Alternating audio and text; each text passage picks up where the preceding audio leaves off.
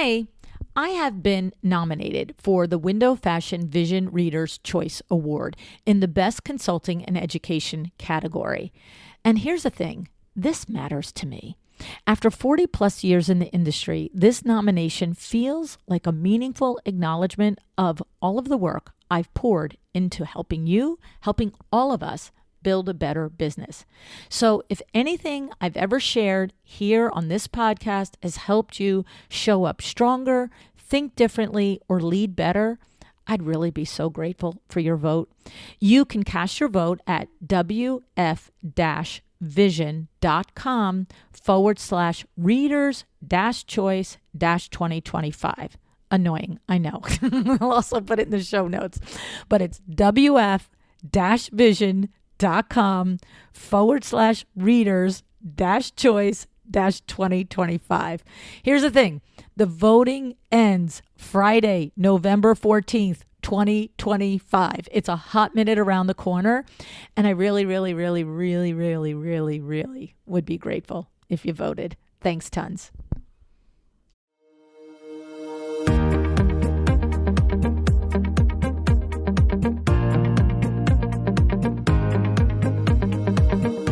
Welcome to A Well-Designed Business. My name is Luann Nigara, and I'm so glad you found this podcast. Together with my husband Vince and our partner Bill, we have grown our company WindowWorks from the ground up. So I know and I understand the challenges you face in running your interior design business. I also know that your talent alone isn't enough to ensure your success. So on this podcast, we talk about strategies and practical steps to help you grow your business. But make no mistake about it, we have our share of fun here too, mixed in with those aha moments that I love so much. This isn't fluff. Nobody has time for that. Whether you are a new interior designer or a seasoned designer, I am here to help you create and to manage the kind of interior design firm that you dream of. It's straight talk and it's action. Are you ready? Let's get started.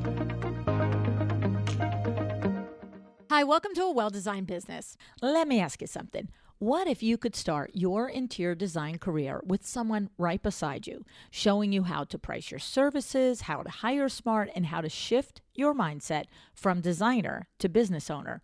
That's exactly what my guest today, Rebecca Ward, is doing for a new generation of interior designers. Rebecca herself has been in the industry for more than 20 years, building a successful firm in California with associate designers and support staff. And now, through her podcast, Design Curious, and her platform, My Design Mentor, she is paying it forward. What I like about Rebecca, among other things, of course, is her clarity. She has a way of breaking down the real business of interior design, especially from the transition of thinking like an employee to thinking like a CEO. And today, she's here to share exactly that. And speaking of hands-on business training, let's talk about Luann University. If you're done guessing and ready to grow, Luann University offers live classes taught by experts in the design and window treatment industries. No fluff, no filler, just strategies that work. You can check out the upcoming courses at luannuniversity.com. If you're listening in real time, the next semester begins in March 2026 and registration will open in the beginning of Q1. So if you're early in your design career, or even if you've been at it for a while and want to sharpen your mindset, there's something in this conversation with Rebecca for you. Let me introduce you to her. Hey, Rebecca, thanks so much for joining me on A Well-Designed Business today. Luann, thank you for having me. I'm so happy to be here. Yeah, so it's taken us a hot minute to get this on the calendar a couple times. Yes. Oh my goodness. I'm glad we're finally here though, because, you have what I love about what you do, Rebecca, first of all, as we said in the introduction, you're an 18 plus year experienced interior designer, but you do have your own podcast and you do your own mentoring and coaching with interior designers. And I just love the clarity around that. You're like, I'm from startup. I'm like, hi, I want a business. I'm a brand new designer and I got to get out of the gate. And that you do a lot of things at that very initial beginning level that doesn't make assumptions that you know anything, right? And I love that you've like settled into this niche. And I'm curious, with 18 years experience, you probably could have settled into various stages of helping and mentoring your fellow interior designers. What is it about this brand new, newbie designer out of the gate niche? Yeah, it's an area that has always lit me up whenever I get an email, a phone call from, a college student, even sometimes high school students, someone wants to shadow or come be an intern. I love having interns from college or a new designer reaching out. My associate designer, she can see me and she'll just be like, your eyes are lighting up. Like you're just so excited to talk to this person because I'm very passionate about design. And I know when someone else comes to me and they're passionate too, that they want to get started, but they don't know the reality of the whole game. Like Of there's having so to. much to it, right? And so I just want to make sure I'm giving them enough information to go eyes wide open into the career, which is very satisfying and fulfilling as long as you have the right expectations. And so, of course, I knew that I couldn't meet with all these people one on one, have them all come through my studio. And so I was looking for a way to um, more than just casually meet with these people. And so I set up the online mentorship platform, very approachable, very like first step into getting mentored, getting coaching. It's like baby coaching, because really it's just I'm coming beside you with my years of expertise and saying, this is how I did it. This is my recommendation if you're looking for it. Or like, what's your question? I can answer it for you. So Right. that's kind of where I landed, because I knew I needed it when I started out, and there wasn't anything like that for me way back in 2008. So I just love the idea of other people having this opportunity that I never had. Oh, that's awesome. I love that. I love that a lot. And what I learned about you was that not that this is a requirement, but that often the people that some, for whatever reason, that you're attracting into your mentorship are second career or third career people. And hmm so, what's the nudge there? What's the rub there, Rebecca? hmm Yeah, because I didn't do that. I was very traditional route. I went out of high school, got a degree for interior design, and then started working as a designer. But I I guess it's partly because I just love talking to people about the career. And so many people, when you tell them that, oh, I'm an interior designer, and like I'll be talking to a financial advisor or someone who's like not in the career, and they're like, oh, that's what I always wish I had done, or I would have done that in Oh, another life. mm, Or, so some people actually take that opportunity and say, hey, this is actually my passion. I'm going to go start a career. And I think that thought in itself is bold. And I yes. want to bolster them and like give them momentum and say like, hey, you can do this. Like it's not going to be super easy, but you can do this. And so I just think that that is a really exciting place to be. It's super common second career. A lot of Yes. designers in the industry have had other careers first, and so now they're interior designers. Yeah. And do you think that for some reason, and again, I don't want anybody to qualify themselves out. If they're brand new out of school and they want to hmm work with you, they can. But do Totally. you think it's more that somebody comes out of a degreed program or certification program and they just automatically go the traditional route of working for someone else or whatever, and it's the career changers that are feeling like, all right, I need to cut the line a little bit. Yeah. Right? Right? Yeah, because typically someone just coming out of school who does the traditional path is younger and less Yeah. experienced, not as confident to start a business right out the gate, which most designers end up doing.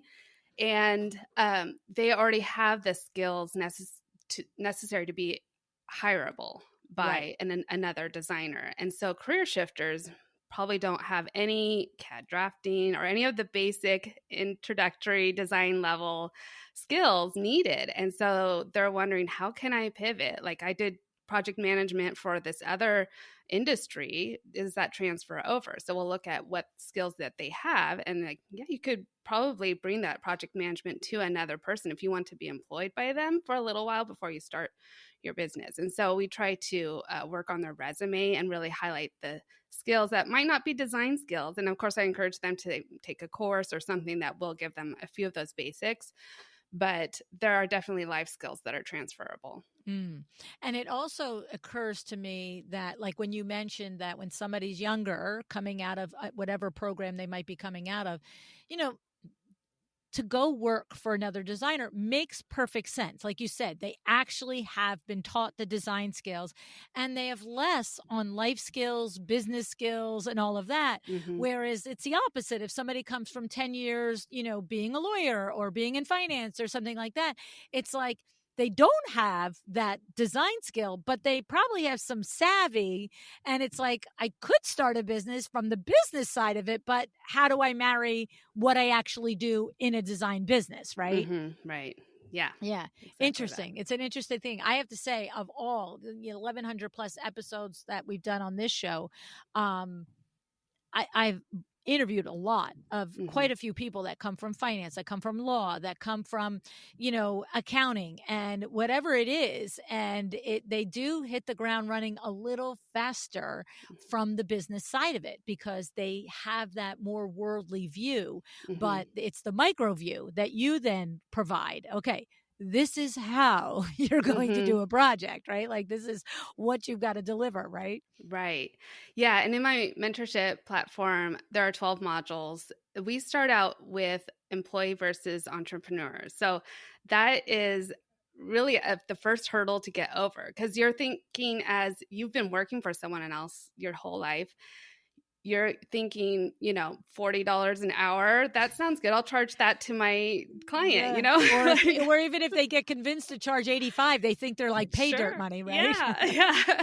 So you have to reframe it for them and just understand all the things that go into that hourly fee if you're doing hourly. But also you have to understand, do you have what it takes to be an entrepreneur? Because Yes.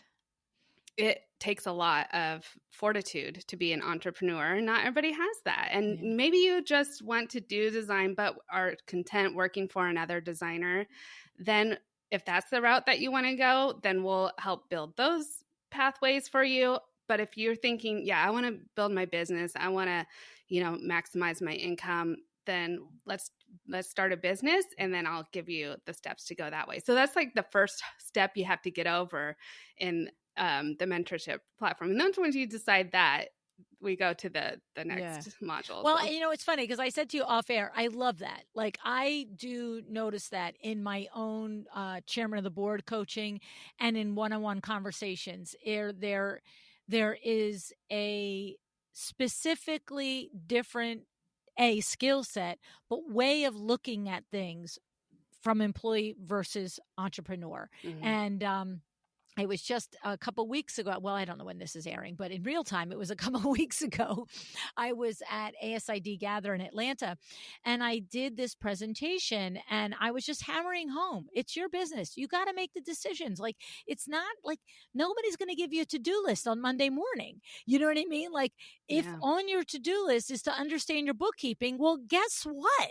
You got to do it, right? Like, or whatever it was. And it was so funny because one of the gentleman, a designer that was in the audience when it was done, he came up to me and he said, I got a ton of takeaways. He goes, but the biggest, clearest message I just got in the last 90 minutes was, I'm no longer an employee. I'm the CEO. I'm like, yes, sir, you are. Mm-hmm. He's like, you don't know.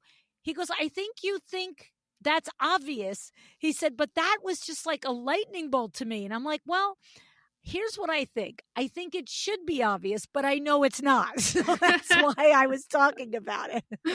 Right? Yes. It's different, right? It's a complete mindset shift, and it definitely needs some walking through just for anybody. I did not have it naturally starting out either. Yes. So that's something I had to learn over time. And eventually with coaching, it's like, oh, light bulb goes on. Like CEO requires so many more different skills and a mindset that you don't have when you're an employee of a place. Yeah.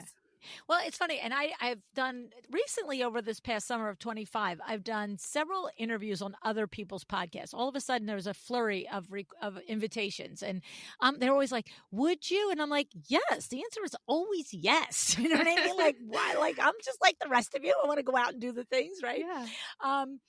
So I don't know whose show it was, but I was just sharing that one of my ahas with running going Mm. from running Window Works at that point, 35 years, and then side hustled the podcast for another 5 years, right? And then taking the podcast and everything that goes with it, Luann University and Power Talk Friday and all that stuff onto its own sub S corp at 5 years in. Even I, like 6-8 months in, I was like, oh, wait, Vinny isn't going to tell you have to do this stuff anymore. Like, it's just like, it was crazy. Like, there were certain things that I knew were in my lane. I was the sales driver. I was in charge of the employees, the humans involved, and their reviews and all of that stuff.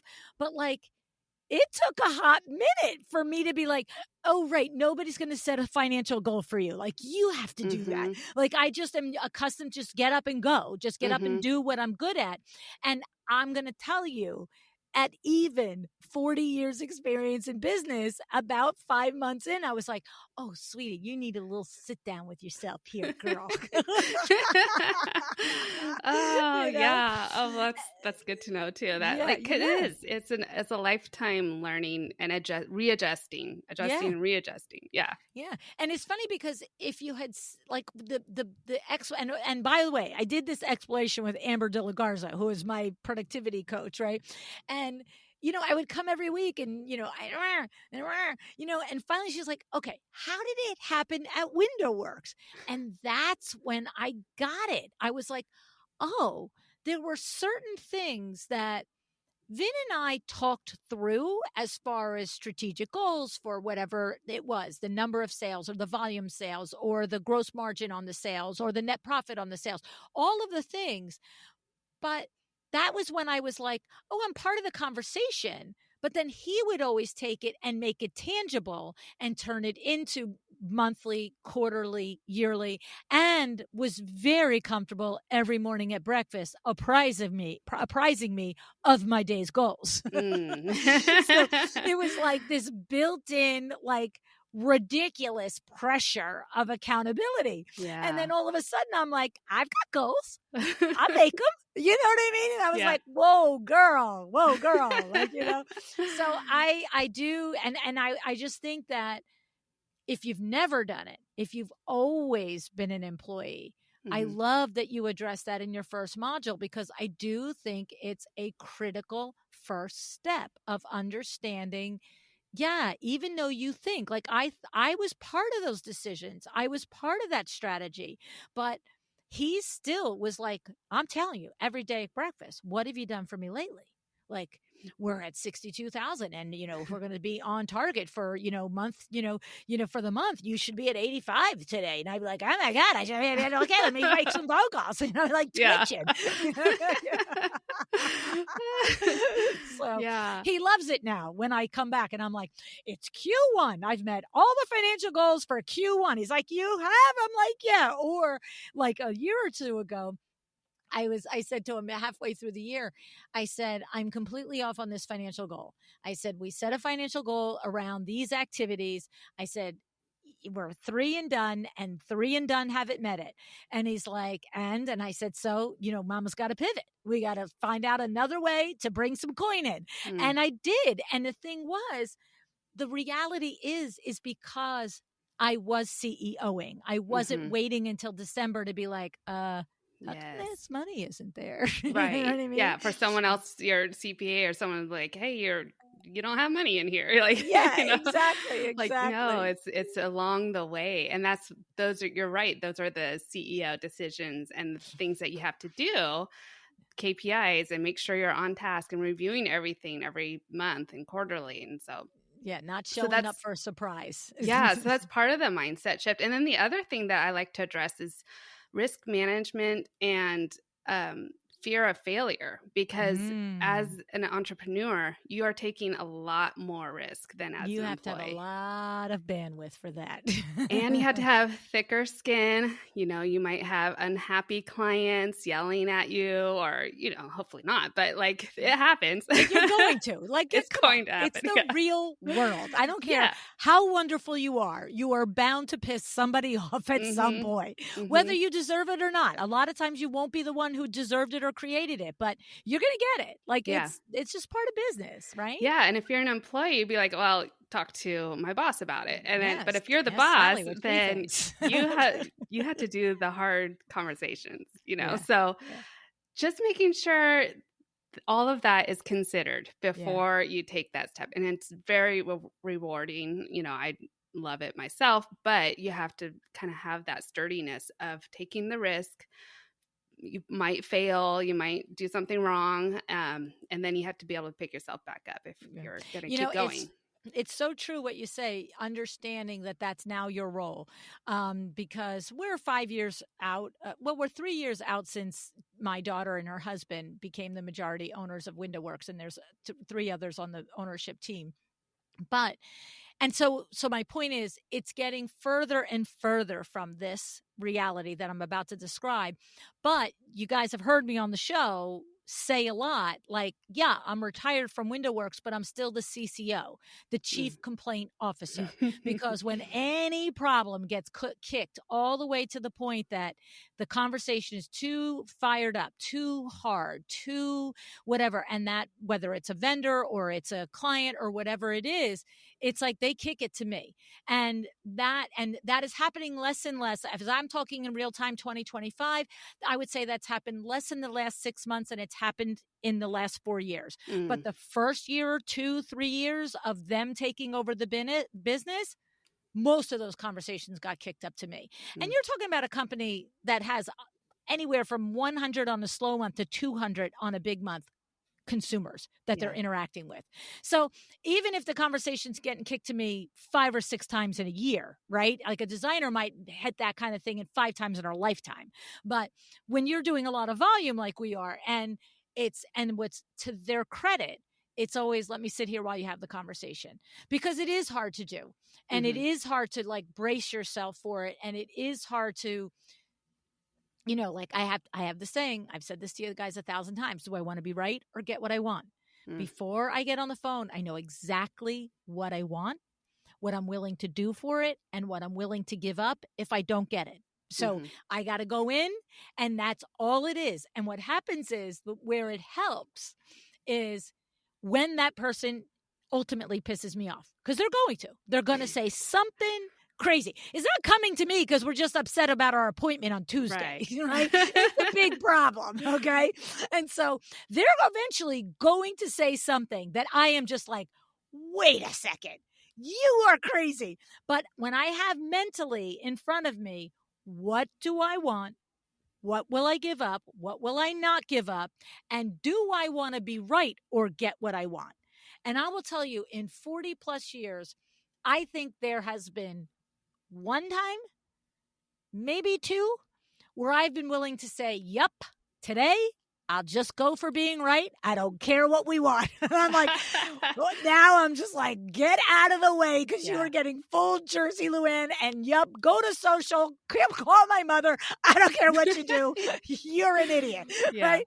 But the thing is, it's counteracting that when getting what you want means getting off the phone with agreement, not being right about the bull crap that they're getting involved in. Right. And that is a hard conversation to have. And you're exactly right. If you've been an employee your entire life, what have you had to do that? How many times, if ever? And so, it's not easy, but I don't like the conversations. Don't get me wrong. It's not like, yay, fun thing to do. But I am long having these conversations. Vinny was always the hothead. So I always was the one that would have, not that he never had them, but we both knew, like, all right, maybe you should do this one. Like, okay, maybe I will. You know what I mean? And, but the thing is, it's like, I have gotten to the point where I'm like, I'm watching a movie.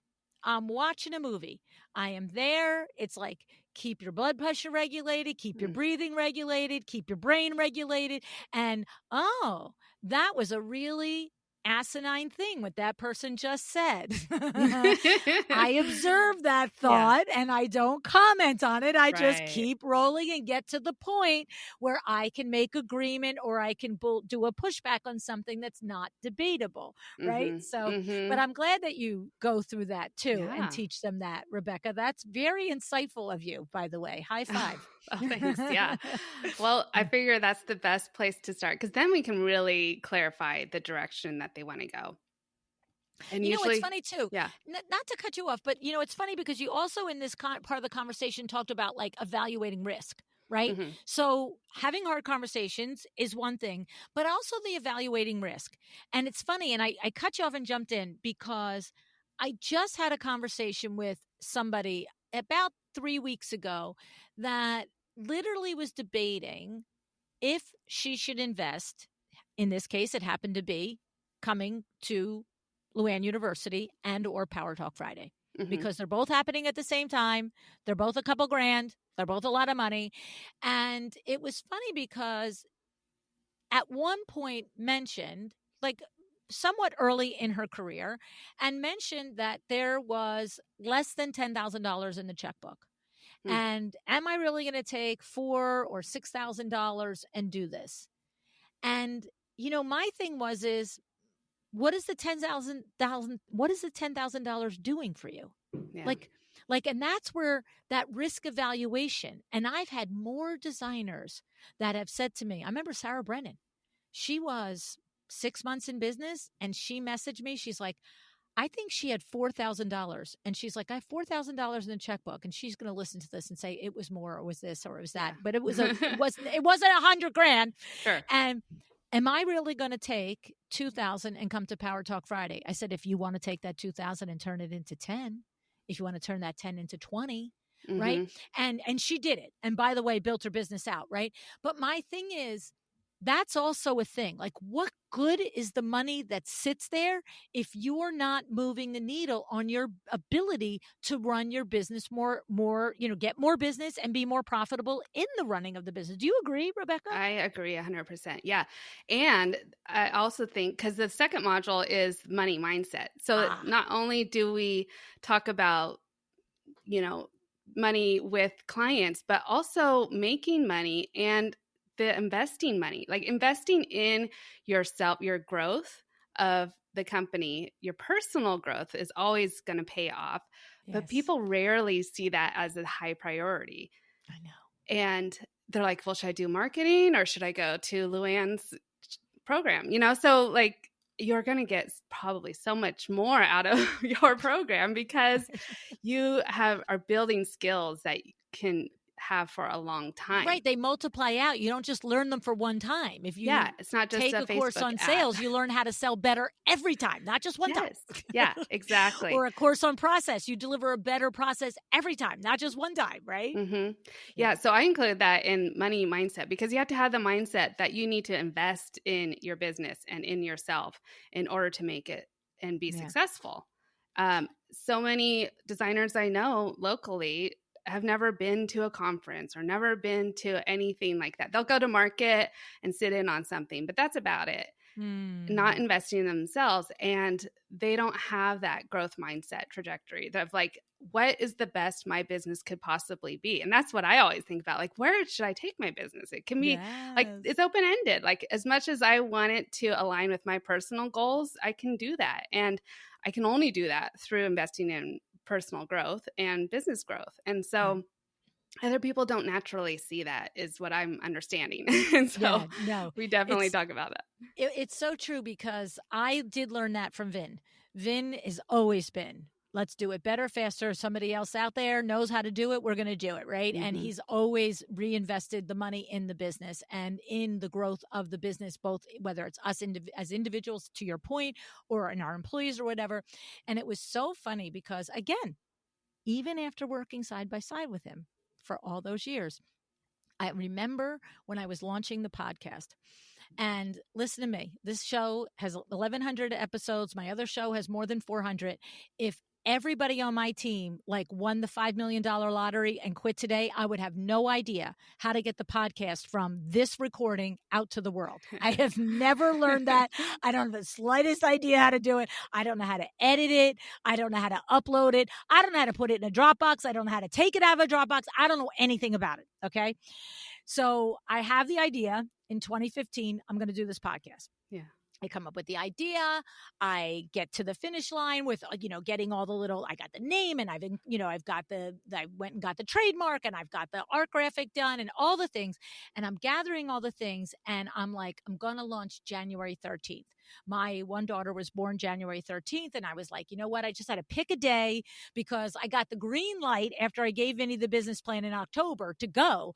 And I know my husband, if you drag your feet, he's going to say no. He's going to say, you don't really want it. You're not really committed. So I was like, okay, I got to put a deadline. I got to do this thing. Right. And it gets to be like that first week of January. And I'm doing all the other things. I'm lining up the guests. I had a email and 2 conversations with Kravitz. I lined up sponsorship before I even made a recording. Right. But I'm like, I don't know how to do the tech. I don't know how to do that part, right? Right. And it was so funny because I was in this Facebook group for podcasters. Now we're going back, it'll be 10 years, right? And there was this one woman, Christy Hausler, and her company is called, I think it's called Team Podcast. And every time somebody asked a tech question, she would answer it, just gave away her expertise. How do I this? How do I that? And I'm like, trying to search all the questions and, blah, blah, blah. And it's like an SAT problem. I'm like, I can't do it. I don't care how many times I read these questions. I can't do it. And so I sit down and, Vin's like, we're talking and he's like, how's it going for the launch? And I'm like, I don't know, man. He's like, what's the matter? Because you've been so excited. You get up at 5:30 every morning. You're working from 6 to 9 every day on it. Like, you're doing it every weekend. I'm like, yeah, I don't know how to do the tech part. Like, and every time I read it or I watch it on YouTube, I'm just like, my eyes glaze over. It's like an SAT problem. I can't do it. Sally and Billy went up the hill and one fell and dropped the water. I don't know what to do. Right. And so he says, well, what are you going to do? And I said, well, there's this one woman in the group that knows a lot about it. And I said, but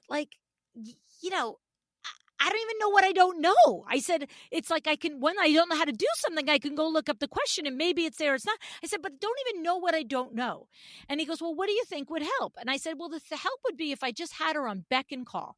While I went to do everything from now to launch date, if I just had her on beck and call. And he's like, what do you mean? Like, I'm going to do a thing and I don't know what it is. So I call her. I don't put it in a Facebook group and wait for an answer. And he goes, well, see if she'll do that. I'm like, wait, what? And he goes, just see if she'll do it. And I'm like, oh. And so I said, well, okay. So I went and I reached out to her and I told her, I said, this is what I need. I said, I'm going to have to put the launch off for 4 weeks, but it's going 4 weeks. That's it. I'm not going 1 minute past. And I said, but I need to pay you. You need to give me a number that's enough that I don't care if I call you on Saturday, if I call you at Monday at 6 o'clock, if I call you on Tuesday at 9 a.m., that you are like happy to answer my phone call. Like, and if the question results in 25 minutes or 2 hours or 3 seconds, you are not begrudging me. And so she was like, and I said, and I want you for 4 weeks till launch day. And so she said, let me come back to you. And she came back to me and she gave me this number. And I'm not going to remember exactly what it was, but I feel like for 4 weeks, it was like $3,000, which is not inexpensive, by the way. And I go and I said, okay. And I go to Vin and I said, she wants $3,000. He's like, so did you give her the money? And I'm like, oh my God, like he's just that guy. He's like, and I just went, you think I should? He's like, well, are you going to be able to do it without her? I'm like, no. He's like, then pay her the money. He goes, you can try and negotiate if you want. You're the queen in negotiation, but just go make the deal. I'm like, okay. And that is that risk mindset, right? I got to do a thing to get a thing done. And she did. And I'm going to tell you what, I don't think I called her 7 times in 4 weeks. I really don't. Oh. But I got what I needed when I needed it. She would have given me anything else I wanted. And I just was like, this is what I bargained for. I didn't, you did not answer 10 of my phone calls. I made 7 and you answered 7, you know? Yeah. Yeah. So, and then she did the back end. She set up the back end so that my daughter could do the rest because still I couldn't understand it. Oh, yeah. Got you up and running and then someone else runs it. Yeah. And then Yeah. I ended up hiring her after that for, Oh. certain aspects of the production at the regular going rate, not the, Yes. at the beck and call rate. But she was valuable. And Mhm. that's the thing. It's like you got to be willing to, and that's one of the problems with an interior design business. You can make a business card and you're in business. Mhm. When we Yeah. started Window Works, no, you needed a van and you needed, a place to store product and you needed an installer unless you were going to do it yourself. Like you had to invest in your business and you had to go in knowing I've got 3 months of capital to keep me Mm. alive. And then if I don't have any sales, I'm in trouble. Yeah. But in design, it's like, hi, I'm in business. Right. Okay, but are You you want my though? ideas? Right. So But that's yes, awesome. yeah, there's really no threshold for getting into design. Yeah. But once you're It- there, you really have to step up a yeah. lot to keep it going and be successful. Right. And for clarity, because I don't want anybody emailing you or me, when we say no threshold, we doesn't mean any skills or Right. talent. Yes. It just means you actually can be in business without it costing you more than $100 filing for state Mhm. and having a license. like Right. that's it. Yeah. Right? Yeah. And so Right. anyway, and then Yeah. the other part of your money mindset module is I know you mentioned to me that you talk about now you're responsible for other people's money. Mhm. Talk about that a little bit, Rebecca. Mm-hmm. Yes, because a lot of new designers haven't dealt with the amounts of money that they need to deal with when they are designers. If you're purchasing furniture for a whole home, it could be 500,000, $1 million. Are you going to ask for a check for that? Like, have Yeah. you ever seen a check for that amount? That's right. And you can't, it's important not to be there with your jaw on the table, because you've never You're seen really that. giving this to me? Yeah. That's crazy. Like, you trust me with this? So there's definitely hurdles to overcome, and understanding you might not be in the same snack bracket as your client. They might be willing to pay $10,000 for a side table that you would maybe only never pay Right. that much for, Yeah. but you think it's the right table for their project. They should buy it with your whole heart. You're thinking this is going to improve their life. They will want to buy that $10,000 side table. And Yeah. it's a mindset you have to get past, because just because it doesn't work for your own money mindset, Right. or your own, income level Experiences. Right. experience, Yes. yeah, it doesn't mean it's not the right answer for your client. And so you want to make sure that nothing's holding you back from designing the best possible design for your client, what they want, or what they might not know that they want or need in their home. Yeah. I And always call that don't save your client's money. yes, Don't yes. save their money. Design. If there's an established budget, honor it. Mm-hmm. But don't save their money. They are not you. They're not like on the same plane as most of us are, Mm-hmm. right? Yeah. Yeah, and that also goes into valuing your services as well. Like maybe you wouldn't pay a designer $40,000 to design your home, but someone else will. So, right. Well, you have to think about it. It's like, if somebody is building, let's say, a 10,000 square foot, $5 million home, what's 40,000 to make sure it's done right as a design fee? You know what I mean? And maybe that's an off number. Maybe the design fee for that should be 100,000. But still, it's a 5 million. And that's what I always say to my chairman of the boards. You're the insurance policy. You're not an expense. You're the investment that makes sure that to the best of your ability, you are going to eliminate X percentage of dumb money mistakes that they would have made on their own. Your insurance, your $100,000 design fee is so that their $5 million house doesn't look dumb. Yeah, exactly. Yeah. So that's the second module we get into, is the money mindset, because it's important to understand where you're coming from and kind of where you need to be when you're having a successful design firm. Yeah. Yeah. So that's a big mindset shift to get over too. So there's a lot in those first two modules of the 12. And I love helping people. Those two are the most like um, eye-opening topics Yeah. I think that we get They're the into. I come mean, to there's Jesus ones, right? They're yes, the real look exactly. in the mirror ones, Like right? now we Yeah. got that. Okay, let's talk about your skills. Let's talk about working with trades and professional development and all these things that we all get into after that. But those are the biggest hurdles. And once you're like moving along with that, then you're pretty good. Well, So. and it's true. I'm glad that you put them first, because if you can't overcome those two, really whatever you do next is not going to be as good. It does, Hmm. the designs will be as beautiful, but the rest of the business doesn't have a shot. Hmm. It really doesn't. I mean we know that with window treatments. Like, if I had a nickel for every time I said, "Whoa," that's how much that window treatment costs, Yeah. I wouldn't have to work another day in my life. I just add up all those nickels and go off to Bermuda. You know what I'm saying? Hmm. It's Yeah. nuts. We can't afford our own window treatments. Here's the other thing. I wouldn't even invest in it. Like, I'm not my ideal client. Hmm. Now, I will tell you, now that I'm older and I don't own Window Works anymore, it's funny because we just had this conversation, Ben and I. I was like, I really think back here in the beach house, we should have XYZ motorized, blah, blah, blah. And he's like, well, are you going to ask the kids if you can order it? I'm like, am I going to ask the kids? I'm like, after supplying every apartment, house, and dorm room with custom window treatments since they were on the planet?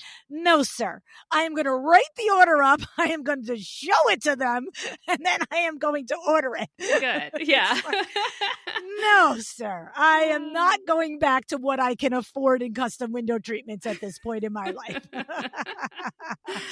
I am properly, spoiled. I want the good stuff. Hmm. Yeah. So, but it was so funny. He was like, "Oh, we should ask the kids." I'm like, I ain't asking anybody. And that's the difference between a mom and a dad. I'm like, no, I pop these people out. Stop. Got some rights. Oh my God, that's funny. Anyway, so I love all this. And then I'm just going to take a couple of minutes and let you cover your third module, which is the growth mindset. I mean, there's 12 modules. We're not going to run them all through, but it's so clear the value that's in here that you're providing. But talk to me about this growth mindset, because that's also like, I deserve something, right? I can create something. It's not like without outside of my abilities. Like, if you put your head down, you can do it, right, Rebecca? Right.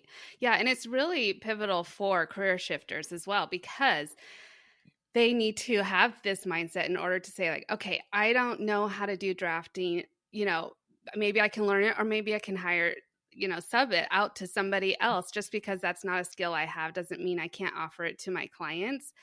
But thinking that anywhere I'm lacking in my skill set, I can learn it.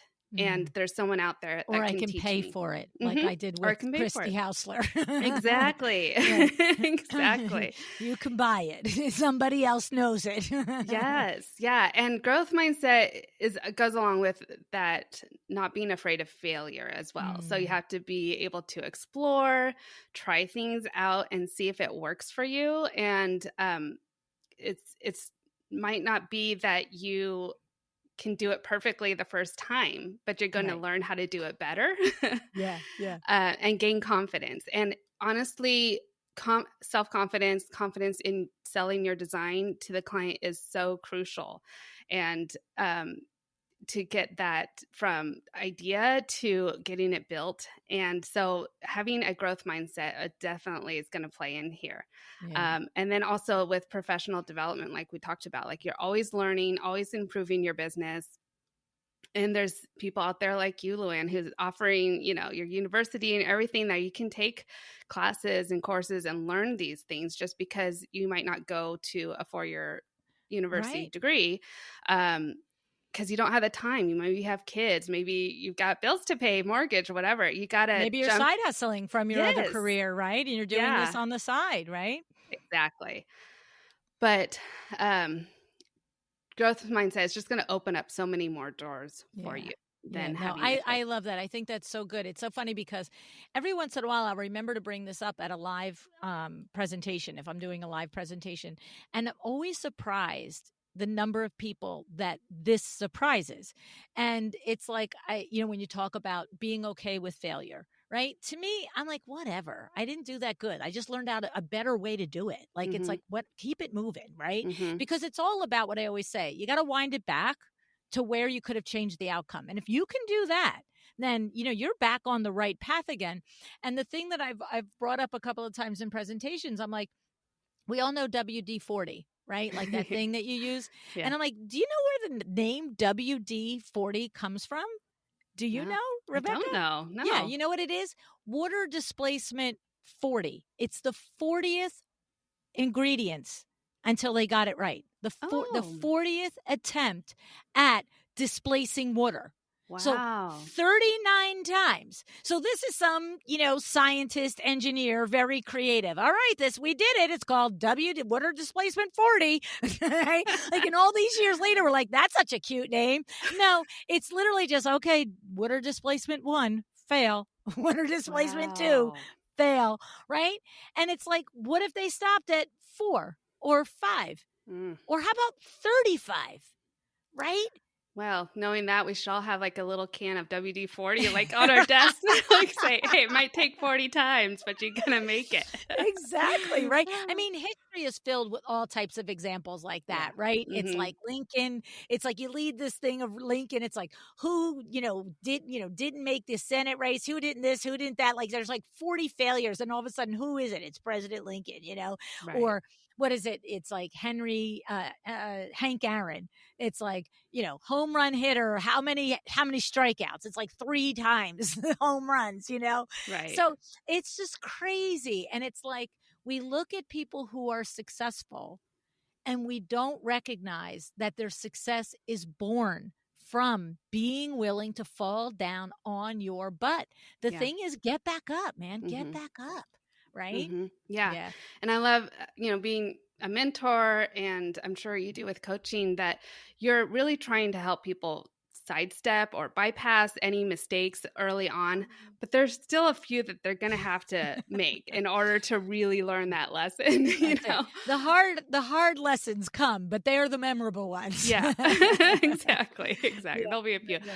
But my hope is that there's definitely things that people can learn from my own mistakes. I put plenty of examples through the modules of like things that I did wrong, so don't repeat this. The thing I knew, like, it's like what we always say is like, you know what? There's one time when a drapery rod did not fit in the elevator in New York City. Just one time. It cost us a lot of money, right? But it only happened one time.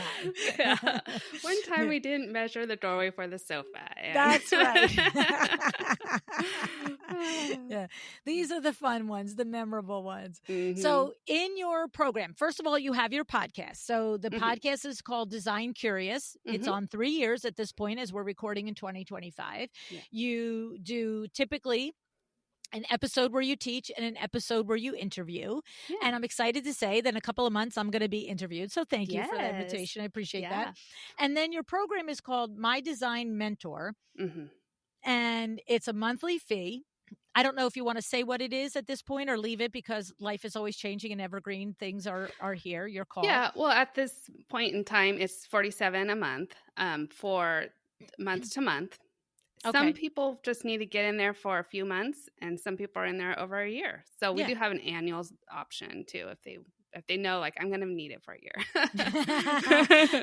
That's like me with Amber De La Garza. I'm like, we're going to do this for a long time. Yeah. You know what I like? I like having that. You can go in and you can do something quick fix for 3 months or 6 months. You can. And a lot of places we do that. It makes sense. But I also feel like I pay attention to the lanes where I just want you around for when I screw up. I can ask what happened. How could I have done it better? Right. So then they get the 12 modules when they get in. They do that at their own self-pace. You do have one-on-one coaching calls that are available to people that are in the monthly program. Yeah, at this time, up to twice a month, they can schedule a half-hour call with me, talk about anything they're dealing with. So sometimes they are, I've had people taking certification courses and they need feedback on their project that they're Oh, submitting to their teacher. So I'll like go over okay. that. They might be resume reviews if they're trying to get a job with someone else, or they want me to review their website or branding, or just have questions about how do I get started, so it Right, could be right. anything that they're Or talking to one me of the about. modules they're working on, Mm-hmm. I have a Yes. roadblock here, I can't get by it. Okay, I Yeah. love that. And then you are also in January 26th, Mm-hmm. you are going to be doing a boot camp, Launch Your Business. Tell us a little bit about that. And is Yes. there a wait list or do we just sign up now for it? How is that working, Yes, I'll Rebecca? give you the link that they can sign up for the wait list. Launch Your Business Boot Camp. It's an 8-week course, and we will go through step by step. So now in Mind Design Mentor, I have an optional upgrade. It's a kind of a DIY business starter kit. It gives you a list of things to do to start your business, and then you kind of go and do them. And of course, you could ask me a few questions, but I did find some people who purchased this still didn't do it. They didn't have accountability, Oh, you did? Somebody bought an online downloadable course and Yeah. then never opened it? Oh, that's so Yeah. unusual. I've And been so, there, of done that. course, yes, I have done it myself. So without the accountability, you might not do it. So I wanted to offer a space for these people to actually go through step by step. We're going to start with your business plan, your goals, your core values, and then get into your branding and your website, your contract. Talk Wow. about like how to launch your business, like who you need to contact, like to get your first clients. And so over those 8 weeks, we'll have 1 hour a week, we'll have a coaching call, and then you have a lot of steps that you have to do in between. And so it is kind of fast paced, but if you're ready to get going, it's enough time to get you on your feet. Yeah. And that's it right there. If you're ready to get going, right? If you're just Yes. like, okay, I'm doing this, right? Yeah. It was kind of like me with Christy. It was like, okay, I got 4 weeks. We got to get this done. Like Right. because I knew if I hesitated, I would be tweaking it and fixing it and putzing with it. And that's in my DNA. Mm-hmm. Launch fast, fix later. Like it's Mm-hmm. fine. You know? Yeah. A lot of It's just people like, get stuck with their portfolio and their website in the mentorship because they're like, well, I don't know if it should be blue or should be gray. And then it's like, this is not nobody going to affect your cares. client. Like, just get it out there, go live, like put it on your Instagram. Should it be blue or gray? Yeah. Like, that's like when I used to debate with designers. Should the drape be a half inch or a quarter inch off the floor? I'm like, sweetie, stop. Like, stop.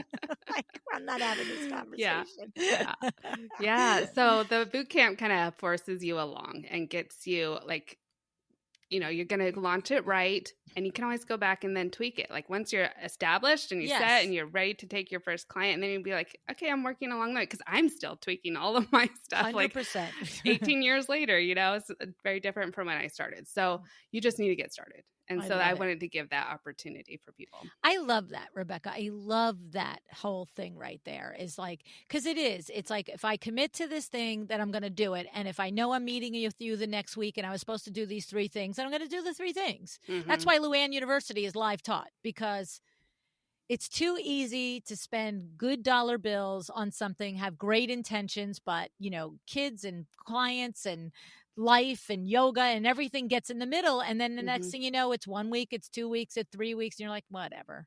Yeah. I don't even want to do it anymore. Right, exactly. So that's awesome. I think this is so nicely well thought out, the way you've got your whole mentorship and everything, Rebecca. Good for you. Congratulations on building something that seems like a really nice model, especially for the brand new, person. Mm-hmm. It's funny because you don't think that this base level, you don't realize how necessary it is. I remember one time when I first started the podcast, I will never forget this. This is like going on 10 years ago. And of course, I'm always in the designer group. I shouldn't say always, but once every couple of months, I'll go in the designer groups and look around and see what things that are pissing them off and they're having trouble with and stuff. And one time, I'll never forget it. Somebody literally said, I heard about Kravit on Luann Nigara's podcast. How do you set up an account? And I thought, what?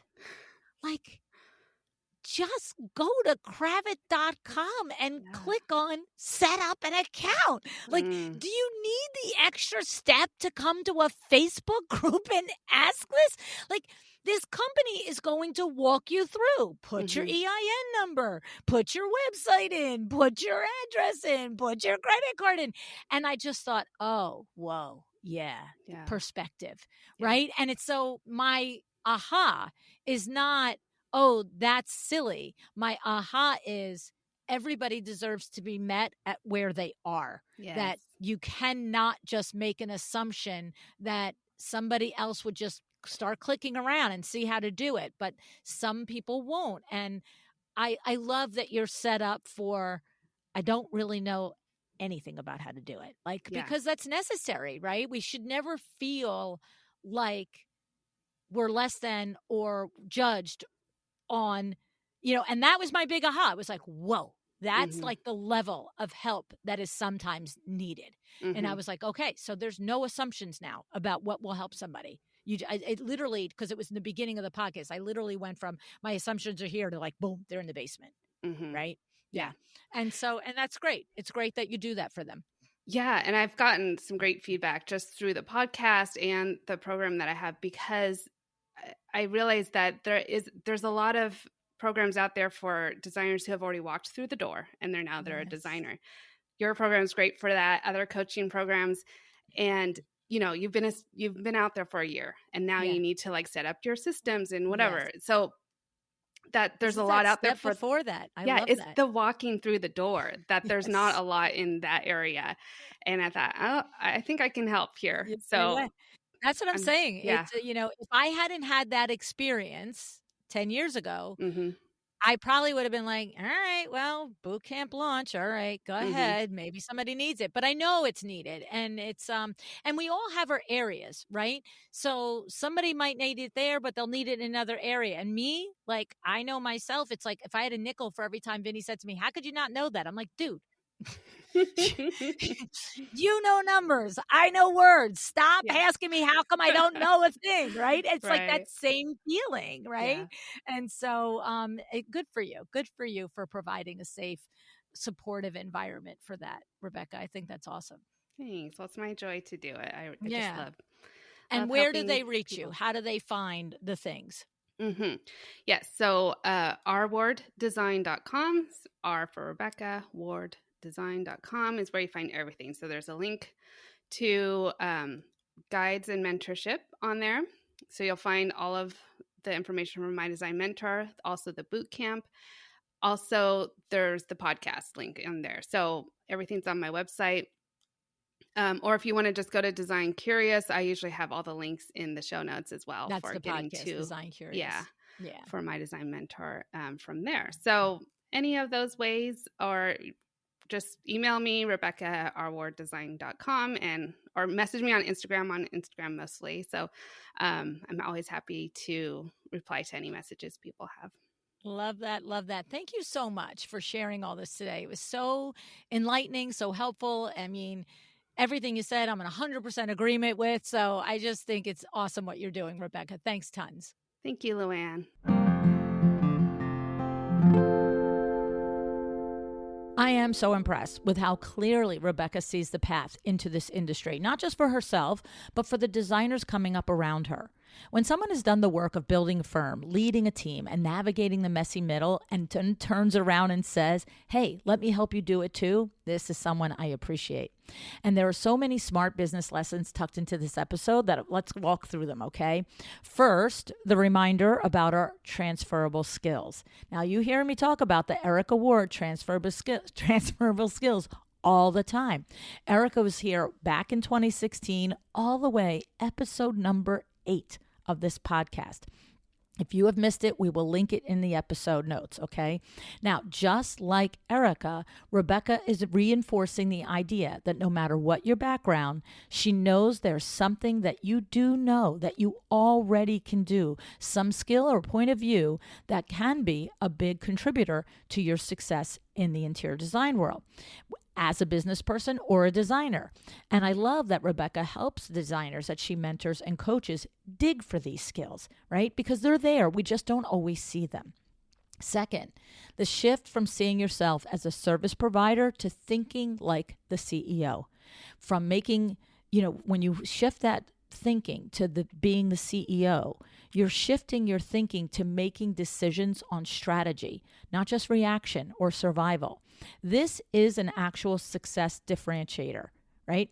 Every truly confident, successful business owner I have ever met, whether it's an interior designer, window treatment pro, candlestick maker, they know clearly that they have two roles at minimum in their business.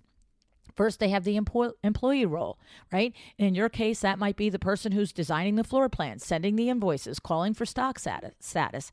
But they also know without any hesitation that they are also the owner, the leader, and that they understand that that's a different job description. The CEO sets the mission, vision, values, sets the tones, plans the project revenue, supports the team, communicates the brand, etc., etc., etc. Now, you can run a business by only doing the employee things. You can. Your business will run. The projects will happen. Year after year will go by. Your business might even last. But if you want to get to your dreams, get to creating wealth, want to have that feeling of knowing that you've got this, that different feeling, I know you know what I'm talking about, then that only comes when you have taken the time to develop yourself as the CEO and then spend time each week, each month doing the CEO work. And I love that Rebecca emphasizes this to her design mentees because this is a big leg up, my friend, that she's teaching you. Do not underestimate it. And then the third lesson from here today is a confident money mindset, and it's not optional. If you're running a business and you're still flinching at big numbers, I want you to hear this loud and clear. You will subconsciously repel the very clients who are ready, willing, and able to pay you what you are worth. All right? This isn't just about getting comfortable talking about 5 and 6 figure projects, right? This is about normalizing those numbers in your own mind. Because if you treat a $75,000 window project estimate or a $75,000 design fee like it's crazy pants, your clients will know it, okay? Money mindset isn't some woo-woo, airy-fairy concept. It's a business discipline. You have to believe, actually you have to literally know in every cell of your body that high-level design work deserves high-level pricing. And maybe you're not convinced. Maybe you're like, I don't know. Well, I'm going to tell you what. Go back and listen to the episode with Allie Faulkner. Because if I had a nickel for every person at High Point last month who told me how much they learned from Allie, I literally could retire now. I'm serious.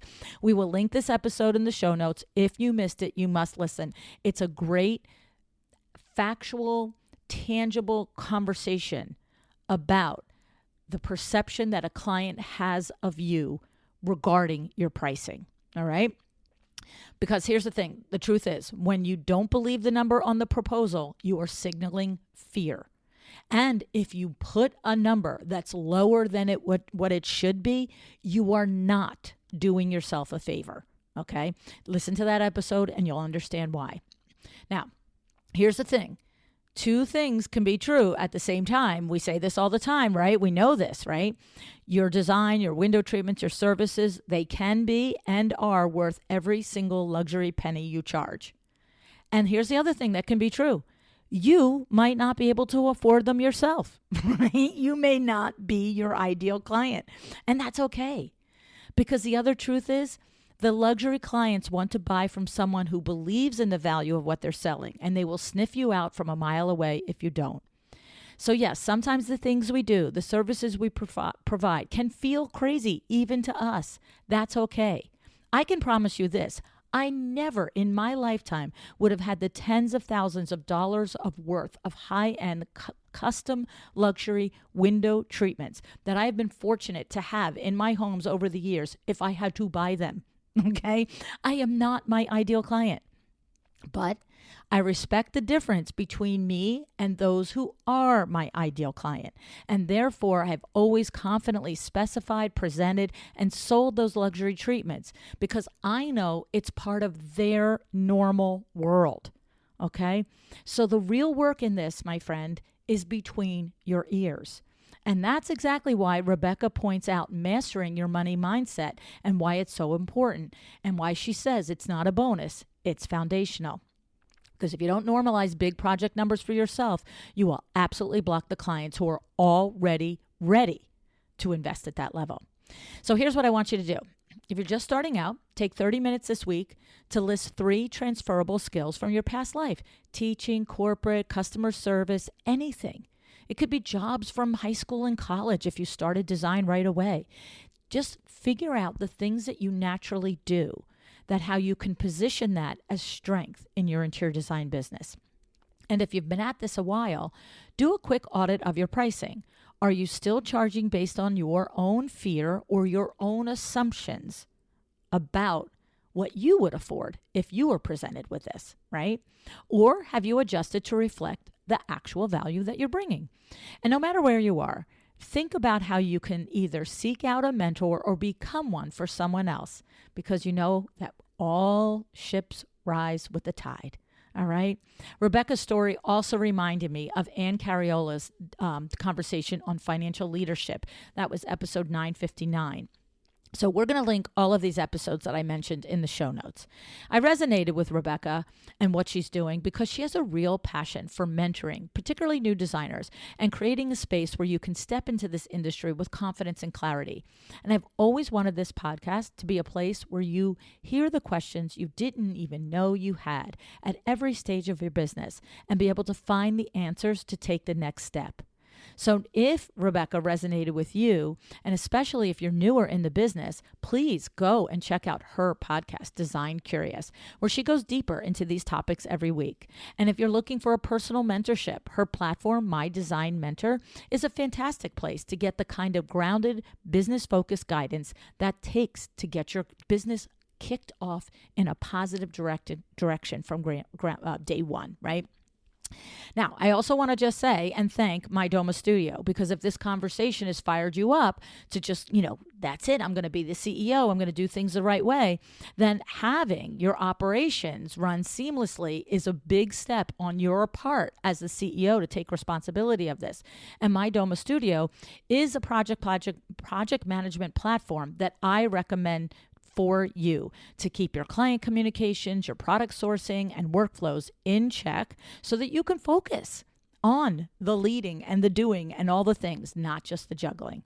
So head over to mydomastudio.com/AWDB to start your free trial. Rebecca, you are one of those generous guides that we have in this industry. And I'm so glad that our paths cross, and I am just sending you high fives for the work that you're doing in the industry, and I appreciate you. Thank you for doing this with me today. And thank you for listening and for showing up and all the things. Decide to be excellent.